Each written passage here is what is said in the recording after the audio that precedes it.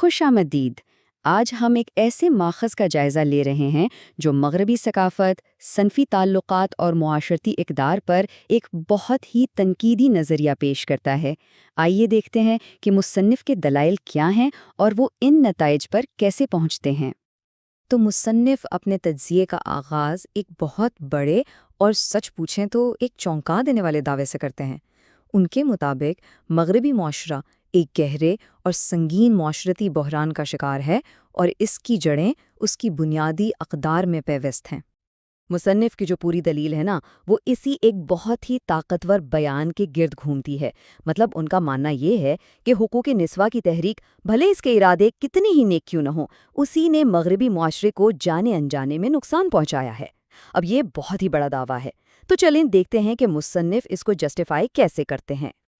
تو مصنف کی تنقید کا اصل مرکز ہے کیا؟ اس حصے میں ہم خاص طور پر حقوق نسواں کی تحریک پر ان کے اعتراضات کو دیکھیں گے۔ وہ اس کی شروعات کو کیسے دیکھتے ہیں اور ان کے مطابق اس کے غیر متوقع نتائج کیا نکلے۔ یہاں مصنف ایک بہت گہرا تضاد پیش کرتے ہیں۔ ان کے مطابق تحریک کا جو بیان کردہ مقصد تھا وہ تو تھا خواتین کو بااختیار بنانا اور مساوات قائم کرنا، لیکن وہ کہتے ہیں کہ حقیقی نتیجہ بالکل مختلف نکلا، یعنی خواتین محض مردوں کے لیے لذت و شہوت کی تکمیل کا ایک ذریعہ بن گئیں۔ مصنف کے نزدیک یہ ایک بہت ہی سخت اور غیر متوقع نتیجہ ہے۔ مصنف کے نزدیک یہ معاشرتی تبدیلیاں صرف انفرادی سطح پر نہیں رکیں، بلکہ انہوں نے معاشرے کی جو بنیاد ہے، یعنی خاندانی نظام، اس کو بھی براہ راست متاثر کیا۔ آئیے ذرا اس تعلق کو سمجھتے ہیں۔ اچھا، تو مصنف یہاں پر خاندان کے اندر جو بحران ہے نا، اس کی کچھ ٹھوس وجوہات بتاتے ہیں۔ وہ کہتے ہیں کہ گھروں میں پیار محبت کی کمی ہو گئی ہے، بچوں کی وہ جو ایک پراپر اپ برنگنگ ہوتی ہے، یعنی اخلاقی اور سماجی تربیت، وہ نہیں ہو رہی۔ اور ان سب چیزوں کا نتیجہ کیا نکل رہا ہے؟ گھر گھر میں مسائل، جو ان کے نزدیک اس پورے معاشرتی بحران کی اصل جڑ ہیں۔ اب ہم مصنف کی دلیل کے اگلے مرحلے پر آتے ہیں۔ یہاں وہ جسے بے لگام آزادی کہتے ہیں، اس کے وسیع تر نتائج کا خاکہ پیش کرتے ہیں اور یہ بتاتے ہیں کہ یہ کس طرح معاشرتی زوال کا باعث بنی۔ تو مصنف کے مطابق نا، یہ جو معاشرتی زوال ہے یہ کوئی ایک دن میں نہیں آیا، وہ ایک پورا چین آف ایونٹس بتاتے ہیں۔ وہ کہتے ہیں کہ کہانی شروع ہوئی مرد اور عورت کے آزادانہ میل جول سے۔ اس سے ان کے مطابق مٹیریلزم اور بے پردگی بڑھی۔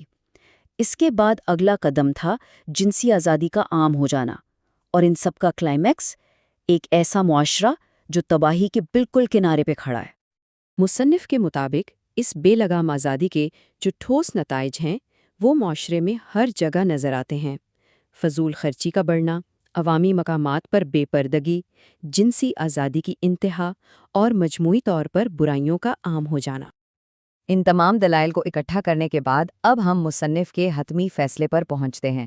یہاں وہ مغربی ثقافت کے بارے میں اپنا آخری اور آپ کہہ لیں کہ ڈوٹک موقف پیش کرتے ہیں۔ تو آخر میں مصنف کا نتیجہ کیا ہے؟